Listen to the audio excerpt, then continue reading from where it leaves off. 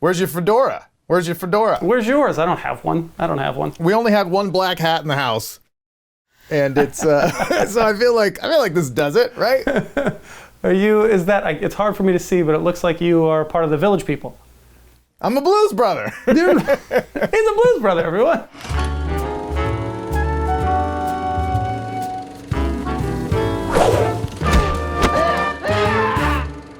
All right, Keith. You ready? No, I am not ready. We're here to talk about a classic. We are going to talk about a classic. I'm very excited to discuss this film. It is a comedy. So anyone who knows me knows this is right in my wheelhouse. Probably one of the greatest comedies of all time, critically speaking, from many lists. We can get into where we put it, but just critically speaking, one of the most beloved comedies of all time, The Blues Brothers. We got a show to do, then we got to figure out some way to collect that gate money. Get it to the Cook County Assessor's office as soon as they open in the morning. Joliet, Jake, and Elwood Blues, the Blues Brothers. Are you the police? No, ma'am. We're musicians. That's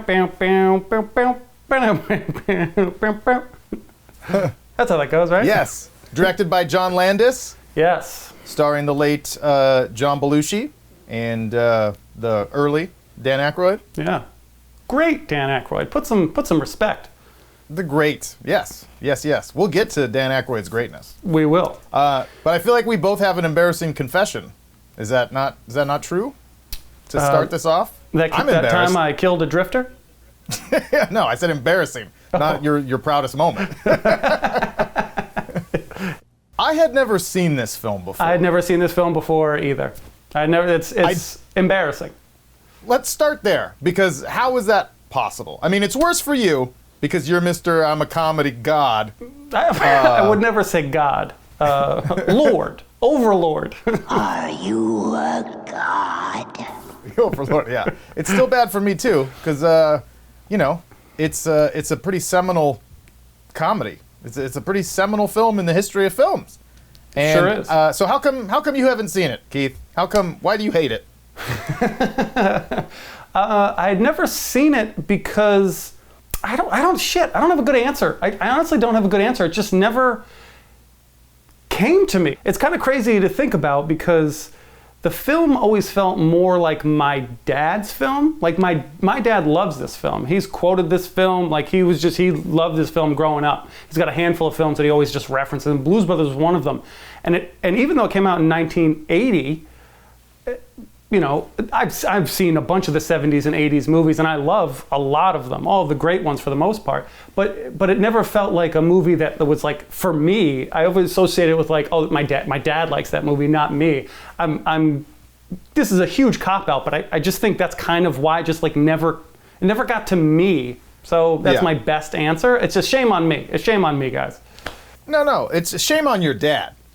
For not pushing it on Ralph, you harder. You son of a bitch. Ralph Macri, you blew it. I mean, in more ways than one, this guy. Clearly. No, I think that's valid. You and I are just a year apart, and so we are of the same generation. And I kind of feel similarly, where it's like a great deal of the early comedies I watched in my childhood of the later 80s and the early 90s, they were really dictated by my dad and my dad's taste in comedies. And so my dad pushed me in some directions, and he liked this movie a lot and talked about it a lot. But it just never clicked for me. And I don't really understand how that is, because I loved Animal House. I was a big Animal House guy because of my dad, which came out 2 years earlier, also directed by John Landis. And then I'm obviously, as I've said 1,000 times on this show, a huge fan of Trading Places, which came just a couple years later, which I think also directed by John Landis. Correct. Maybe? Correct. I want to talk about John Landis. Like, we need to get into it. He deserves a discussion. But yeah, there's a lot of underrated folks involved in this film. Yeah. But so I don't have a good reason. I think I maybe thought it was like of my dad's generation, and like what little I knew about it is like I feel like I knew that they were like I thought incorrectly. I think that they were like doing this really specific bit. and that it was kind of a musical, and that it was just two guys that would just randomly break into song, and it just never clicked for me as something I was going to go see. I watched this film this morning before recording this, and I have to say that I was blown away. I was thoroughly blown away, and I loved it. Wow. I loved it. Wow. Loved it. Wow. Wow. And I'm not even just saying that to say it. I like really like, it has everything in it that I love now, and it has everything in it I would have loved as like an 8-year-old. So I'm like mad. Like I feel like, I mean, I'm having this experience now that I'm really grateful for, but I feel really robbed because I feel like this is exactly the kind of movie that if I had seen when I was 8 or 9 years old, I would have latched onto, and it would probably be one of my all-time favorites right now. Like I can see that in hindsight. It's a really great movie. I loved it. That is crazy. I was not expecting that. I enjoyed it. I enjoyed it. I enjoyed it very much. I think my main takeaway from this film is these characters are so iconic in comedy and music history. I think this is the perfect combination of the times. It's like a time capsule. I feel like this film is a time capsule with the perfect meat of comedy superstars and great music. When they like, this is an ode to music. This is a love story to music as I see it. And they just cross at the right time, and it explodes in this amazing film. Like I respect it, and I think it's awesome that it was made. I think about it like, if this was made today, how would that look and feel? Like, I just feel like it was the stars aligned for this film to be made. And you could talk about the production too, about how this film almost didn't get made several times. But like the stars aligned for this moment in time to happen. And that is beautiful. And that is absolutely beautiful. So I love the film like from that standpoint. I went down a deep rabbit hole after watching it, and I was just like floored by everything I learned that I had no idea about. Yeah. About just like the lead up that this, obviously that this was an SNL, like a It's adaptation. A sketch first. Yeah. I didn't realize that they were like pretty legitimate musical act outside of that, just Before. like selling records. Yeah, like they had like one of the best selling blues albums of all time. Yeah, as like a legitimate band that toured. Yeah, the #1 album I learned, which I think is fascinating. John Belushi was such a star, and again before my time, so I missed it. But was such a star that he's on the #1 rated TV show. He has the #1 album in the country and has the #1 film in the country in the same year. Yeah. How many people can say that? I mean his star must have shined so bright during that time. The only person I can compare it to is Eddie Murphy, in terms of like, this is the biggest person on the planet that's not Prince. Yeah. Yeah. Totally. Belushi is such a fascinating character, both in this film and then just in life. Like he's always been sort of this like large looming figure in the history of comedy that has a certain element of mystery. I've thought, due to his untimely death, but such a explosion. Yeah. In every possible way, metaphorically, literally, like just explosive energy, explosive presence, and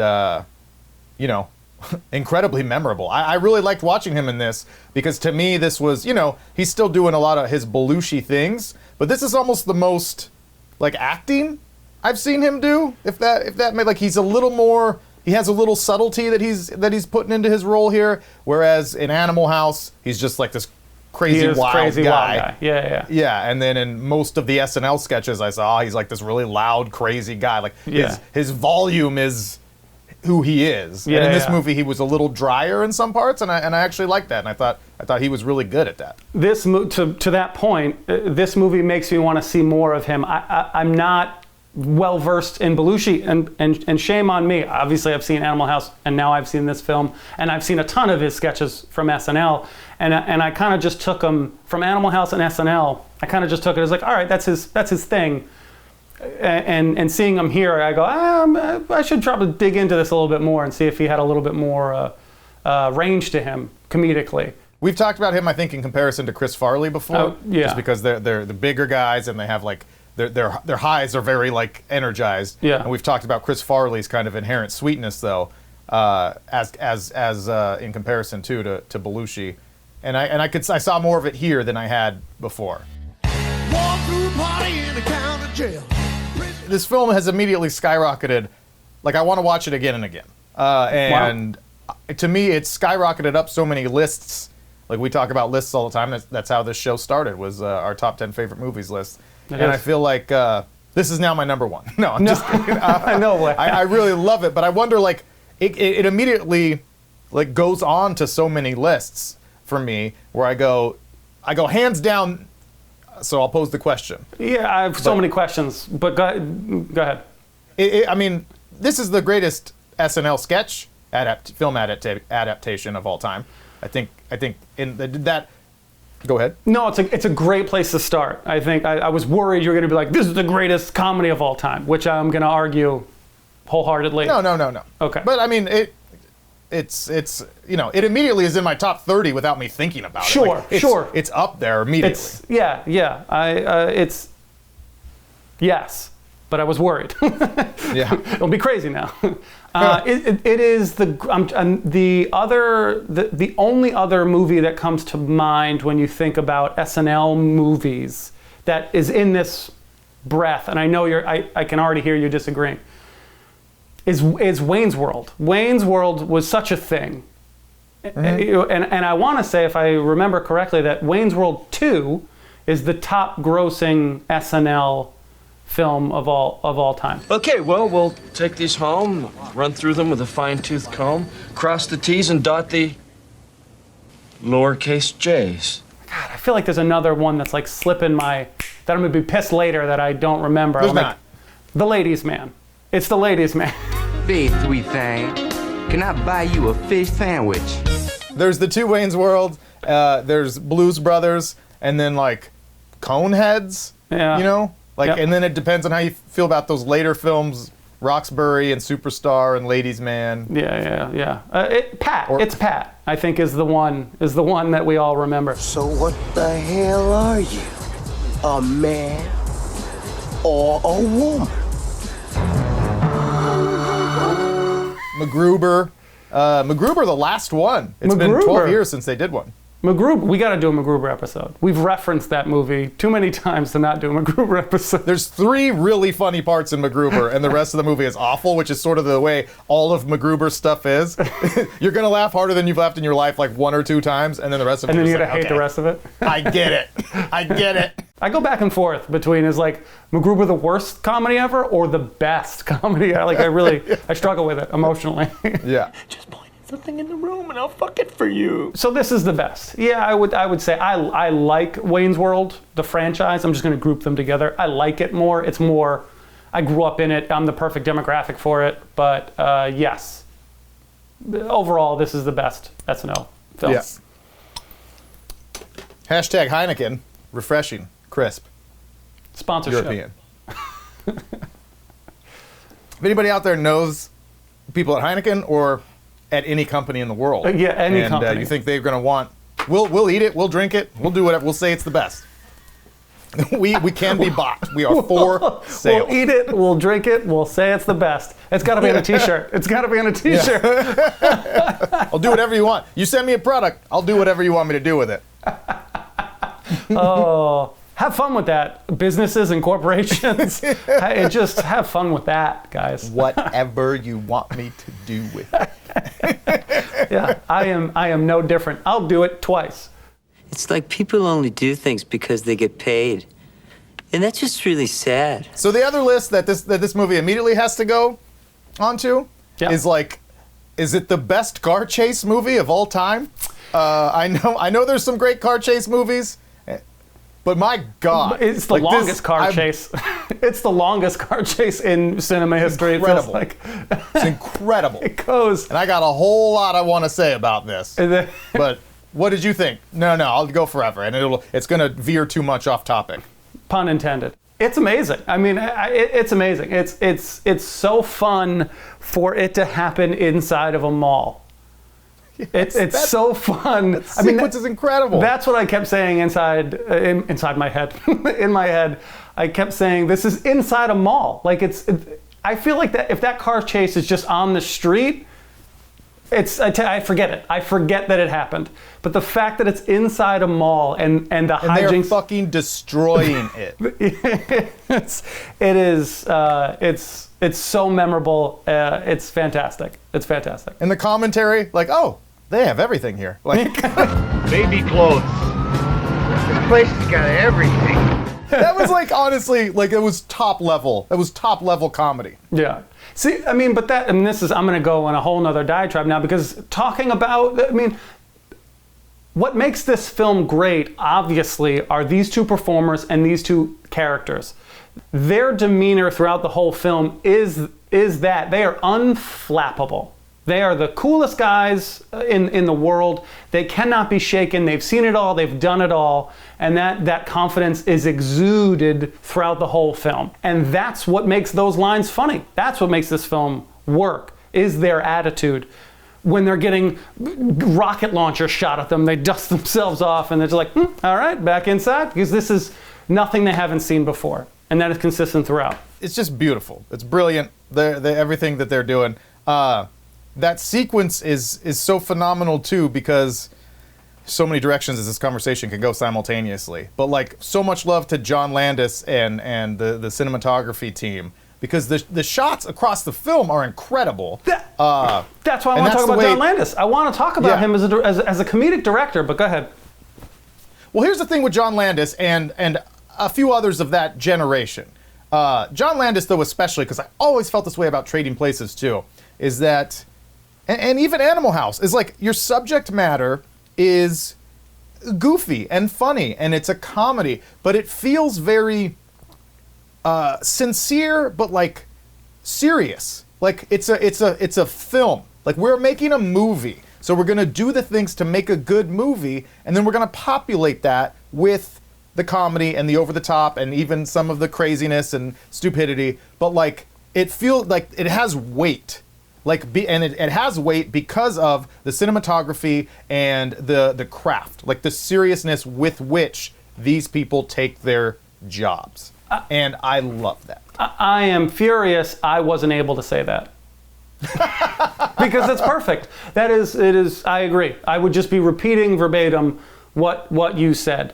Take the intro scene. I started watching this movie with my wife, and then she immediately fell asleep. We have a baby, not because it was boring. We haven't slept in 6 weeks. But the opening sequence, when they don't show Belushi's face, and then the rays of golden sun that peer behind him. I don't know how they even got that shot. When you're watching it, you're like, fuck, I'm watching a movie. This is an event. This is monumental. Period. It adds weight is a great way to describe it. It adds so much weight. You know what? The other shot that I absolutely love, it comes just a few minutes later when they come into the orphanage. That shot, like that low shot with the bars, with the light spiraling on the staircase. It's fucking gorgeous. It is gorgeous. I like stop myself for a second and I go, this is fucking art in a comedy. And it just in a Saturday Night Live skit adaptation from 40 years ago, there's at least 5 shots that are better than almost any shot of the last 25 years. 1,000%. 1,000%. It just like it gave me such a reverence for the art of making great movies that are funny, not dumb comedies. It just, oh my Lord, it was. I couldn't agree more with what you're saying. I couldn't agree more. Well, and this opens up my larger point, which is just coming regardless, no matter what. I couldn't stop myself. Is that like, I talk all the time, which is why I'm apprehensive and hesitant about like practicality. Like that's my broken record point. Sure. Shoot movies on location, shoot movies with practical effects, shoot movies that feel real and are real. But this is like a prime example. Like, you look at those car chases. Like, you talk about reverence. Like this shit is really happening. And so that matters. Like that, my jaw is open. You know what I mean? Like I don't remember the last time I watched a new film, like a modern film, where I was like, you know what I mean? It was like maybe Gravity in 2013 because the cinematography is so crazy and it's like you're on a fucking roller coaster. But like, it's not often anymore that you're just like, oh my God, like the magic of the medium of cinema is like overtaking me. And that's how I felt watching this movie, because this shit is real and you're like, how is this happening? And it like inspires you, it ignites your imagination. And that's how I felt throughout this. And people talk about all the time, like, oh, theaters are dying and Hollywood is dying and movies are dying and da-da-da. Well, that's why. Because you're not inspired, because we want to see stuff we haven't seen before and be like, oh my God, I'm inspired to think of my own things and da-da. But that doesn't happen. We've all seen computer animated shit fill our fucking screens for the last 20 years. Yeah. Seeing something like this is impressive. Yeah, I think subconsciously crowds, fans, kind of just zone out because they know it's not real. It's not like actively on the front of their minds, but they just feel there's less. I'm on the edge of my seat. I went to the last Tom Cruise movie, not the last Tom Cruise movie. I went to one of the Mission Impossible movies where he does a lot of like he puts effort into those stunts and stuff. I did lean forward. And that's why he gets credit for that shit. That was the last movie. I think it was Ghost Protocol. I forget the one with Cavill in it. I forget which. Which one. It's not. Fallout. Good job. That was the last movie I remember. I saw it in theaters, and I leaned forward and I said, "Wow, that ending sequence was like that was intense because that was real." I go at a full tilt, and I'm sprinting as hard as I can, and I hit the side of the wall, and that's the stunt. And I knew instantly he was broken, and I just run past camera. We got the shot. It's in the movie. That profile shot, both those shots are in the movie. Well, yeah, and that's why it's like there's all this conversation around Top Gun Maverick right now, where it's Tom Cruise again fighting to save the industry, fighting to save theaters because you want to go see it because it's so crazy what he's doing. It's like that was how all movies were made, and that's what made movies special. Is that like they shut down the streets of Chicago and they crashed 100 and something cop cars into each other and flipped them down hills and launched a car into a fucking semi truck and like all this stuff where I'm just like, oh my God, like this is so cool. Like that's what I just kept saying. This matters. They're driving a car through the lobby of this building in Chicago. Like that's incredible. It is incredible, and that's what movies are missing now. We just solved it for you. Great news, everybody. Great news. We saved studios. The Bluff Council has saved theaters. You're welcome. You're welcome, everyone. Cheers. You're welcome. Brought to you by Heineken. Saving theaters since 2022. Can we talk about John Landis? I mean, we're there. We're there. So let's do it. John Landis, is he the greatest comedy director of all time? There's one other person that comes to mind, and this is no research. It's just literally, I was thinking about it. This is my emotions. I have emotions, guys. I'm allowed to speak those. But without like gut check. I think I have to put him one. I can't name someone with a better resume for directing comedies than him. Mel Brooks? Okay, two people. Shame on me. Shame on me. Mel Brooks has to be up there. He's up there. That's great. I still put Landis before Mel Brooks, and I'll tell you why if you want to get into it. I'm curious. No, we don't have to. This isn't about Mel Brooks. He's going to get his flowers. I love Mel Brooks. But I would put him before because Landis has done 100% original stories. He wrote on this film. He wrote on a lot of the films that he's directed. He reeled in a pretty wild script from what I read. Yeah. So Mel Brooks, particularly parodies, he's working from, I think he's got a leg up because he's working from source material that everybody already loves. And he spins those in a way that no one else can do. I'm not trying to take away from his craft. But if we're going to go apples to apples, we're starting from scratch or we're starting with a built-in source material and fan base. I think Mel Brooks has a little bit more. But he would be in the top, he's in that top 3 category. Who else do you think of? Think of Mel Brooks, think of the Farrelly brothers. Yeah, the 90s. Farrelly brothers. Yeah. And honestly, I would put Todd Phillips in there. Well, yeah, Todd Phillips crossed my mind. He's up there somewhere. I just think he's such a good director. and predominantly cut his teeth on comedies. I'm here for the gangbang. Do you want to talk about, I'll ask you, what would you like to discuss next about it? We should circle back to the Blues Brothers. You know what I want to talk about. I don't. What do you want to talk about? I want to talk about Dan Aykroyd. It's about time we talk about Dan Aykroyd. Let's talk about... It's time.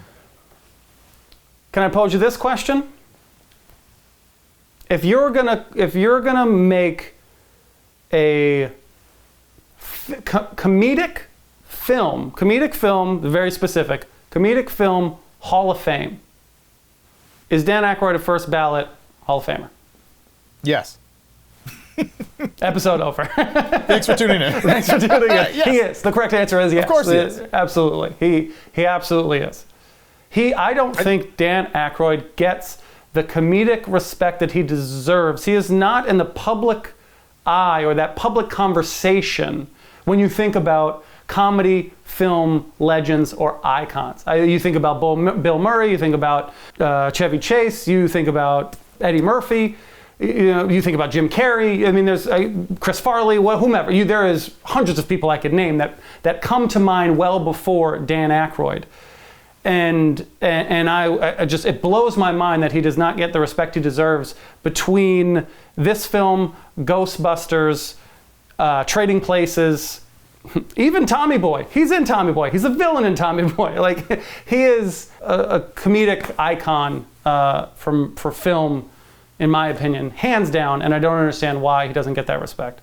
I think he gets that respect from people who know what they're talking about. I think he's held in proper reverence for people who like know film and know comedy. Like, it sounds a little snobby, but like I do think that. Like, I think people who know shit know Dan Aykroyd's importance in the the more recent history of film comedies and just comedy in general, Saturday Night Live and everything. And then I also wonder, so on top of that, if he doesn't come, if he's not top of mind for like kind of casual consumers of pop culture, if that's not at least somewhat by choice, like if he's just kind of like, okay, I'm gonna take it easy, because I have to believe that if Dan Aykroyd was like, for the last 20 or 30 years, wanted to be like, out there in a big way, he could and he would. I think.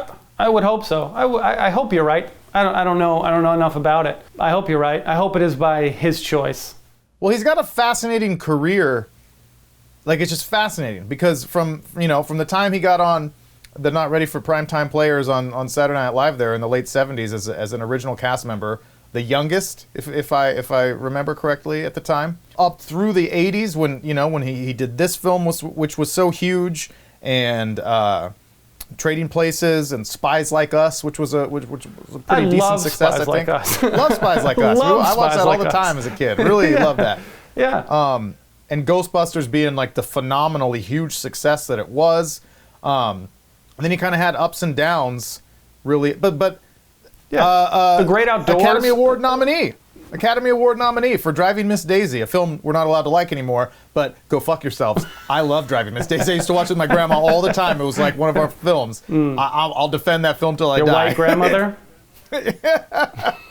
Obviously. Yeah. I have these made. Doesn't your baby look cute? Well, it's not exactly the word I'd pick. How did that come to be? How did Dan Aykroyd, this like comedy god of the 80s, just be like, I'm going to play this very serious, decade-spanning role in this drama film and get nominated for an Academy Award? Like, that's incredible. That is an incredible accomplishment. It is. Followed by kind of an uneven decade of the 90s, but was still peppered with some really memorable, successful films. My Girl, Tommy Boy, as you mentioned. Yeah. Coneheads. Coneheads. Coneheads. I gotta mention Coneheads because Coneheads is based on the town I grew up in. So they live in Paramus, New Jersey. Really? Yeah. They live in Paramus, New Jersey, and they go to Paramus High School. And I went to Paramus High School. Wow. So I've always had a connection to that film because I was like, I'm basically in Coneheads. Yeah. No, that checks out. Yeah. That's awesome. That's really exciting. I didn't know that. Yeah, Paramus High School. I never saw Coneheads. Never saw Coneheads. Son of a bitch. I was an 8-year-old with taste, goddammit. Discerning taste. But yeah, Dan Aykroyd. I honestly thought for a second, I was like, where does he fall on like the all-time straight man in comedy films, Mount Rushmore? But he's not always like the straight man, so then I started to think maybe that was pigeonholing him a little too much. I wouldn't put him in that category, personally. Yeah. But he is like usually the straighter man. You know what I mean? Like in Trading Places, he's opposite Eddie Murphy, who's obviously sort of like the louder, crazier one. In Ghostbusters, he's the more scientifically minded. Yeah, but he's not. He's equally quirky. He's not like your. Sure. Trading Places is a great example. He is straight-laced. In Ghostbusters, no, he's quirky in that though too. Straight men don't have to be not funny. Just because you're a straight man doesn't mean you're like you're not the source of comedy. I didn't say no. I didn't say he wasn't funny. He's wildly funny. Same implication. He's wildly funny in Trading Places. I almost like him better in Trading Places than Eddie Murphy, but that's not true. I immediately regret that saying that. They're both great. They're both phenomenal. Great. They're comparable in that movie, and they work really well. It's the best comedy of all time. Fight me. Trading Places, best comedy of all time. It's not the best comedy of all time, but it is up there. Coming to America. Trading Places, number 2. It is up there. Trading Places is definitely up there. Those are the top 2. But he's more of a straight man in Blues Brothers than he is in Ghostbusters. For sure. Yeah. But that's what I'm saying. He's a straight-ish man in most of these major roles. Yeah. Ish. And you have me at ish. Can you believe that this is the first film that he wrote? Yeah. I mean, no, but yeah. I just think that's wild. I think it's wild. I love reading about that story. That he hands like, what was it, like 300 plus pages? 300 plus page script that's not even in a script format? That's not script, it's just like notes. He's like, this is my idea. Can we read that? I'd love to read that. Does that still exist? Yeah. Dan, does that still exist? I would love to read that. That would be phenomenal. Yeah. For your first film to be Blues Brothers, and then I think your second film is Ghostbusters? It's like, that's amazing to me. That just blows my mind. It blows my mind. Shameless plea for friendship here.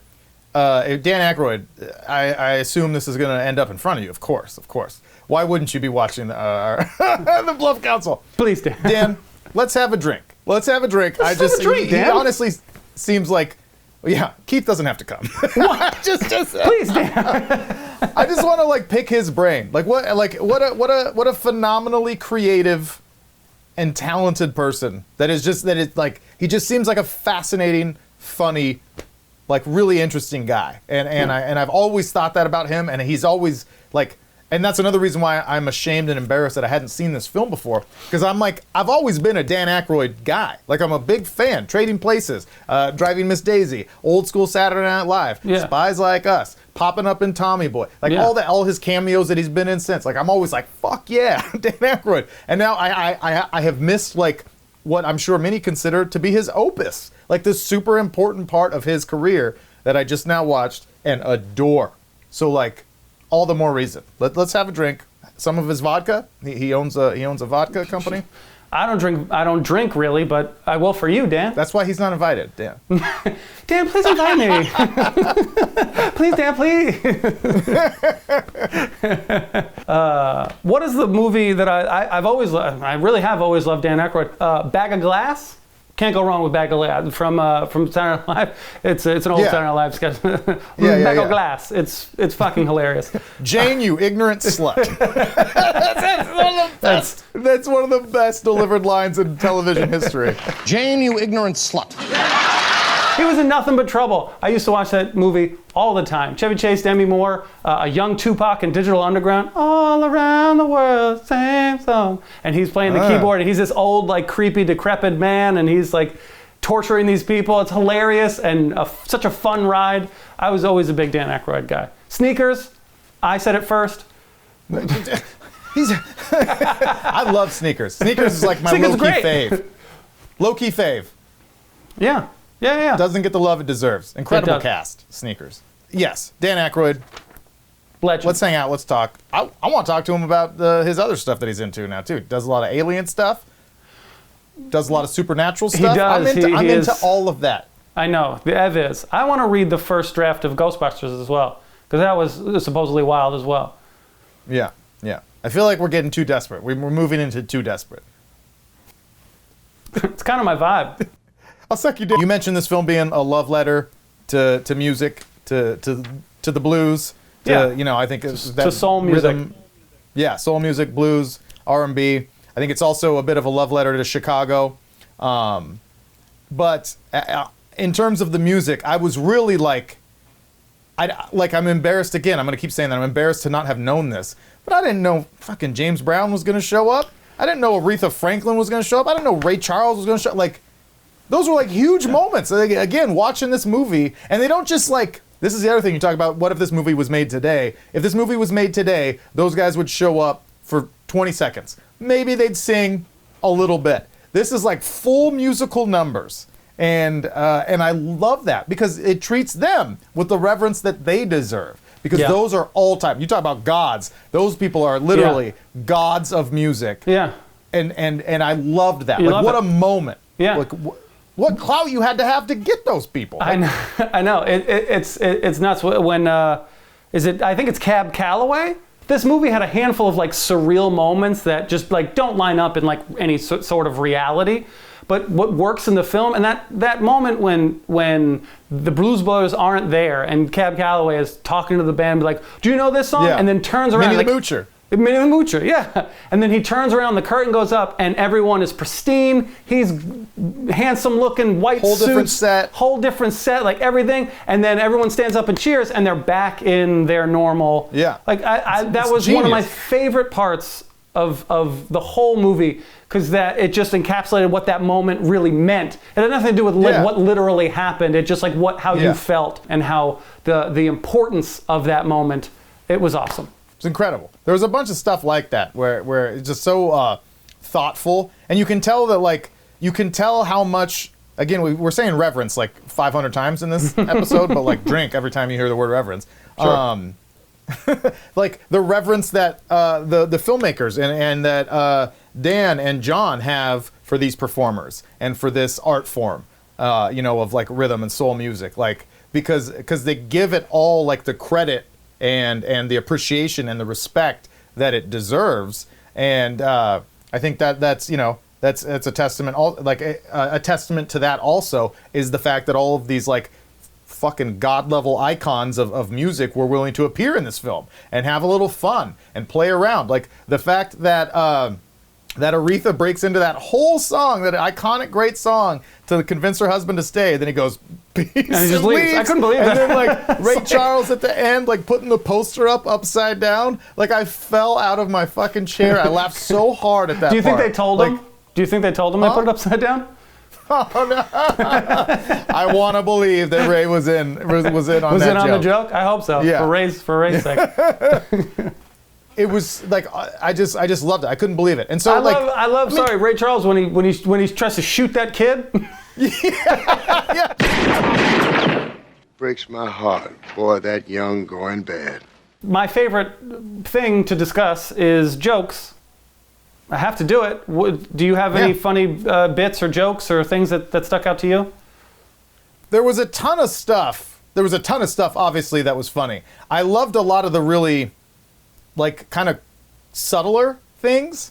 Just a really funny thing that both Monique and I laughed out loud at was in the final car chase where there's just how many felonies of criminal destruction are being committed, and they drive under the bridge and they see the sign that says turn your headlights on. They turn their headlights on. That makes me laugh out loud. That kind of shit is really, really funny. The trains outside of the apartment, that the train goes by every 5 seconds, slays me. There's a lot of stuff. What do you got? I got two lines that will stick with me probably forever. I think one of the most famous lines from the film is we're on a mission from God. We're on a mission from God. What's funny about that is it's not the line itself, it's his performance, it's his delivery. The fact that he says it more and more because he says it a couple times over the course of the film, but even he doesn't believe it. His delivery is if he is either exhausted or just doesn't believe that if he delivered it in a sincere way, that's not funny at all. Like if you believe that you're on a mission from God, it's lame and stupid. But the fact that he's like with you, being like how stupid this sounds when I say it out loud, is the whole reason that is funny. We're on a mission from God. And he delivers it a little bit different and more exhausted each time he says it. So by that last time, he's just like, he's over it. He's over it, and it's so funny. I just thought it was so funny the way he delivered it. You see, we're on a mission from God. Don't you blaspheme in here. Don't you blaspheme in here. And the other line that I think is absolutely hilarious, of course, when they're at the Nazi rally, because what's funnier than the Nazi rallies? But when they're at the Nazi rally. Illinois Nazis. I hate Illinois Nazis. As if there's a version of Nazis that he does like. Like what? Just specifically the Illinois ones. Those are the bad ones. We can't. We don't trust those. Just to make that. Did you recognize that head Nazi? He looked familiar, but I couldn't place him, and I did no research. Who is he? So the actor's name is Henry Gibson, and I was like staring at him. I was like, who is that? And what I think we would both recognize him from is he's the priest or the pastor in Wedding Crashers. He's the guy that Vince Vaughn kisses on the face. I love you. Great talk. That's him. Come in for the real thing. Get in here for the real thing. I love you. You're a sweet man. I'll just mention that John Candy's in this movie, and I love John Candy as well. He makes a little cameo as well. Orange whip. Three orange whip. Yeah. I was like, the cop's reaction's so funny. Like just like this like quiet nod. Like, of course I want an orange whip. Like, of course, fucking course. I love it. I love it. Just such a subtle little thing, but I love it. So funny. The last thing we should mention is in a film where they managed to get Aretha Franklin and James Brown and Ray Charles, Cad Calloway, and these legends. Maybe the most impressive get that they got was that they got Carrie Fisher right after the first Star Wars film. to have a cameo role, like that is incredible. She was probably the hottest commodity that they snagged. It was like, we just got Princess Leia. She's gonna show up and shoot stuff at John, and that was another great bit that they made up, and they just drops her in the mud. Like, it's very unexpected. It was very unexpected. I believe she was dating Dan Aykroyd at the time. I think that's why they got her. She was. Again, more things we can talk about, Dan. Congrats, Dan. Congrats. It's a life well lived. What can you do, Dan? What can you do? I'll do anything, Dan.